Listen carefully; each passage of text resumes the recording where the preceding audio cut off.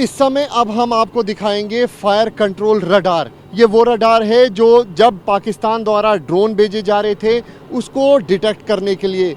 इस वक्त मैं मौजूद हूँ लाइन ऑफ कंट्रोल के इलाके में और अभी भी आप देख सकते हैं कि हमारा रडार सिस्टम किस तरीके से काम कर रहा है। यहाँ पे जवान आप देख सकते हैं, अभी भी जो निगाहें हैं वो आसमान की तरफ है, क्योंकि लगातार लाइन ऑफ कंट्रोल के इलाके में जो चौकसी है वो पूरी तरीके से जवानों द्वारा भरती जा रही है, चाहे दिन हो चाहे रात हो। इसी तरीके से हमारे जो रडार सिस्टम है वो इस वक्त एक्टिव है। लेकिन आकाश तीर जो पूरी तरीके से मेड इन इंडिया है, उसने किस तरीके से लाइन ऑफ कंट्रोल या फिर अंतर्राष्ट्रीय सीमा के इलाके में काम किया, खास तौर पे एयर डिफेंस सिस्टम को लेकर, ये बात किसी से छुपी नहीं है। और उसी की वजह से आप मान के चलिए कि पाकिस्तान को पूरी तरीके से नाको चने चबाए हैं भारतीय सेना ने, हमारे पूरी तरीके से भारतीय एयर डिफेंस सिस्टम ने।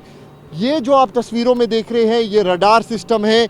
जैसे ही कमांड कंट्रोल से ये पता लगता है कि इस इलाके में जो ड्रोन है वो हो सकते हैं, ये जो रडार सिस्टम है वो पूरी तरीके से एक्टिवेट किए जाते हैं। ये देखे जाते हैं कि आखिरकार ड्रोन किस इलाके में है, किस एग्जैक्ट पॉइंट पर है। ठीक पीछे जो रडार आप एक देख रहे हैं वो एक अर्ली वार्निंग रडार है। Early warning radar means long range early warning radar है। और इस रडार की यही काबिलियत जो है दुश्मन के हर एयरबोर्न टारगेट को लॉन्ग रेंज पर सर्च और डिटेक्ट कर सकती है और उस पर पैनी निगाह रख सकती है। सो दुश्मन का चाहे वो ड्रोन हो, चाहे वो यूएवी हो, चाहे वो एयरक्राफ्ट हो, हर एक एयरबोर्न टारगेट का डाटा इस अर्ली वार्निंग रडार द्वारा सर्च और डिटेक्ट किया जाता है।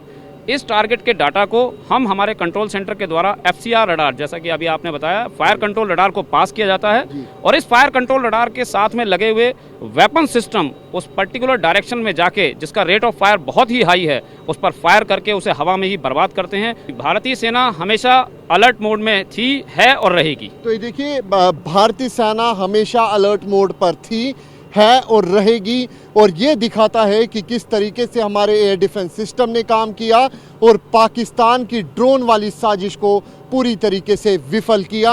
और ऑपरेशन सिंदूर में तकरीबन 9 ऐसी लोकेशंस थी जिसको भारतीय सेना ने ध्वस्त किया और उसके बाद पाकिस्तान बौखला गया, सीज फायर का वायलेशन किया, हमारे सिविलियन इलाकों को टारगेट किया, ड्रोन के जरिए अटैक करने की कोशिश की गई लेकिन उसमें भी विफल रहा। कैमरा पर्सन अनुदीप शर्मा के साथ अंकित भट्ट, TV9 भारतवर्ष के लिए।